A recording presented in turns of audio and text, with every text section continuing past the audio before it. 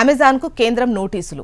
అయోధ్య రామమందిర ప్రసాదం అంటూ అమ్మకాలు. దీంతో అమెజాన్కు కేంద్రం నోటీసులు జారీ చేసింది. అయోధ్య రామమందిర ప్రసాదం అని చెబుతూ మిఠాయిల అమ్మకాలు చేపట్టింది అమెజాన్. దీంతో ఆ సంస్థకు కేంద్ర ప్రభుత్వం నోటీసులు జారీ చేసింది. స్వీట్ల అమ్మకాలకు సంబంధించి ఈ మోసపూరిత వ్యాపార విధానాలు చేపట్టొద్దని అమెజాన్కు ఈ నోటీసులు జారీ చేశారు. ఉత్తరప్రదేశ్లోని అయోధ్యలో రామమందిరాన్ని ఇంకా ప్రారంభించలేదన్న విషయం మనందరికీ తెలిసిందే. అటువంటిది ఆ మందిర ప్రసాదం పేరిట స్వీట్స్ను విక్రయిస్తుండడం గమనార్హం. కస్టమర్లను తప్పుదోవ పట్టిస్తోందని అమెజాన్పై confederation of all India traders ఫిర్యాదు చేయడంతో కేంద్ర సర్కార్ చర్యలు తీసుకుంటోంది. అమెజాన్ ప్రకటనలు కస్టమర్లను తప్పుదారి పట్టించాయని సెంట్రల్ కన్స్యూమర్ ప్రొటెక్షన్ అథారిటీ పేర్కొంటూ అమెజాన్కు నోటీసులు ఇచ్చింది.